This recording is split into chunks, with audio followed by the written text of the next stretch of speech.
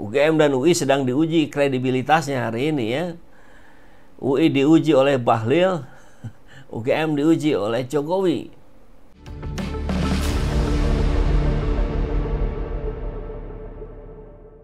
Makin kesini bukannya makin senyap, makin sunyi pemberitaan tentang ijazah palsunya Jokowi, tapi ternyata makin hangat dan makin memanas. Apalagi setelah Dr. Rismond, alumni UGM, seorang ahli forensik, menemukan fakta baru, bukti baru, sehingga klaimnya adalah kalau tempo hari Roy Suryo mengatakan 99,9% ini palsu gitu ya. Nah kalau ini mengatakan yakin 100 miliar persen palsu. Wah, 100 miliar. Pada persen itu adalah 100 ya. Jadi tidak ada 101%, 102%, apalagi 100 miliar. Tapi tentu ini sebagai sebuah ungkapan yang patut kita pahami, maklumi, sehingga sampai keluar kata itu, ini adalah bentuk situasi yang begitu sudah sangat di ujung sekali. Begitu sudah sangat di ujung sekali. Kata penguatnya banyak sekali. Ya, karena ini harusnya diusut dari kemarin-kemarin. Sampai detik ini belum. Tapi mudah-mudahan, kita harus selalu berpikiran positif katanya. Mudah-mudahan dengan ditemukannya bukti baru, ini membuat tak bisa lagi para aparat untuk tidak melakukan pengusutan. Ya, coba kita lihat laporan Widodo Bogiarto. Rektor UGM ditantang pamerkan ijazah Jokowi. Ya, karena UGM kemarin menyampaikan, mengklaim bahwa benar Jokowi kuliah di sini, tapi tidak ditunjukkan buktinya. Rektor Universitas UGM Yogyakarta menjadi pihak yang paling ketar-ketir dengan makin ramainya sorotan terhadap ijazah Presiden ke-7 Joko Widodo yang terindikasi palsu. Ngeri ya, ini jadi kalau sudah diawali dengan kepalsuan, akhirnya kan merembet kemana-mana palsunya gitu. Sampai pertamak palsu ya. Kemudian apalagi kemarin ukuran 1 liter palsu ya, minyak kita, dan seterusnya ini. Rakyat tertipu gelar Jokowi. Dari forensik foto-foto wisuda palsu dan forensik fotokopi skripsi palsu, dari forensik buku alumni palsu, itu semua sangat mudah dibuktikan kepalsuannya oleh AI.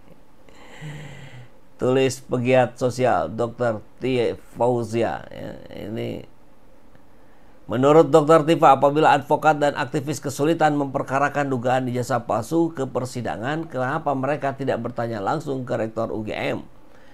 Ya, konon katanya dari kawan-kawan petisi 100 ini akan Syawal ini akan menggeruduk UGM. Benarkah dia punya data dan informasi yang terdokumentasikan dengan baik bahwa Mulyono memang lulusan universitas itu? Dr. Tifa menilai akan lebih mudah memaksa Rektor UGM untuk menunjukkan bukti-bukti yang menurut penjelasannya ada padanya, sebagaimana yang dia sebutkan dengan pernyataan persnya. Jika dia ternyata tidak punya data dan informasi seperti yang dia sebutkan, maka Rektor bisa diperkarakan karena memberikan pernyataan palsu. UGM dan UI sedang diuji kredibilitasnya hari ini ya. UI diuji oleh Bahlil, UGM diuji oleh Jokowi. Pasti dia tidak mau kan diperkarakan, dan mudah-mudahan kemudian jadi terungkap semuanya. Sepertinya jauh lebih mudah membongkar perkara ini dari hilir, bukan dari hulu. Nah, ini yang pernah disampaikan oleh Rektor UGM ya, bahwa mempertimbangkan beredarnya isu yang terjadi di media bahwa adanya tuduhan seorang yang mempertanyakan ijazah Bapak Jokowi, kami UGM, di mana Bapak Joko Widodo pernah menempuh, perlu menyampaikan beberapa hal. Pertama, benar adalah alumni Prodi S1 Fakultas Kehutanan. Kedua, benar dinyatakan lulus dari UGM tahun 85. Ketiga, atas dasar informasi yang kami miliki, kami yakini mengenai keaslian ijazah sarjana yang bersangkutan benar-benar lulus. Nah, tapi statement doang gitu, buktinya tidak ditunjukkan. Ya, yang pegang asli mestinya orangnya, Pak Jokowinya kan. Tapi Pak Jokowi sudah kita minta berkali-kali, tinggal bawa saja. Sudah ditujukan kok oleh Prof. Amin Rais. Kemudian diikuti oleh para tokoh lain. Ini ijazah saya, ini ijazah saya. Tinggal ikuti aja Jokowi begitu kan. Enggak juga dilakukan. Gitu. Nah, yang tidak kalah menarik tentu ini kawan senior kita yang menyampaikannya langsung sebagai prinsipal penggugat ya. Rizal Fadilah. Bareskrim harus segera usut dugaan ijazah Jokowi palsu. Ijazah palsu Jokowi. Tulisan hari ini Rizal Fadilah sebagai salah satu prinsipal penggugat ya. Kasus dugaan ijazah palsu Jokowi bukannya mereda setelah lengser, tapi justru makin hangat bahkan panas. Tim pembela ulama dan aktivis telah melakukan upaya baik melalui gugatan perdata maupun pidana. Jadi kalau ada yang bilang kenapa nggak dilaporkan, sudah dilaporkan nih oleh TPUA ya. Untuk perdata pertama melalui PN Jakpus terpaksa dicabut karena penggugat Bambang Tri ditangkap.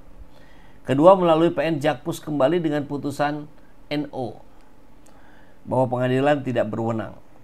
Adapun proses pidana pertama melalui kuasa pendampingan di Surakarta saat Bambang Tri dan Gus Nur diadili dengan tuduhan menyebarkan hoaks soal ijazah palsu Jokowi.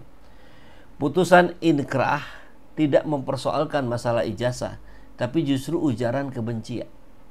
Menyebarkan hoaks ijazah palsu tidak terbukti. Atas dasar ini, Bambang Tri dan 3 penggugat lain mengajukan gugatan perdata lainnya. Jadi sudah kebukti bahwa yang dipersoalkan awalnya menyebarkan berita hoaks tentang ijazah palsu Jokowi itu tidak dilanjut, malah penyebaran kebencian yang dilanjut yang membuat Gus Nur dan Bambang Tri masuk penjara ya. Begitu kronologisnya.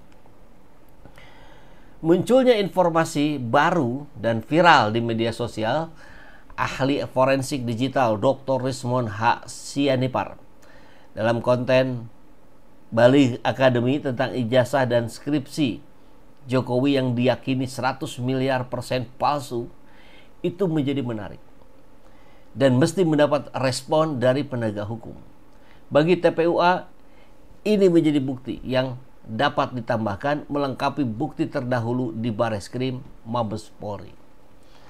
Bagi Bareskrim Mabes Polri, baik menunggu tambahan bukti TPUA maupun langsung bergerak dengan perkembangan ini menindaklanjuti laporan itu justru itu hal yang baik. Yang jelas, bukti dari indikasi palsunya Jokowi makin kuat.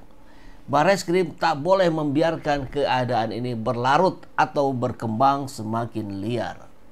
UGM sebagai pihak yang tertuduh dalam kasus ini juga tak boleh tinggal diam atau telah merasa puas dengan penjelasan terdahulu.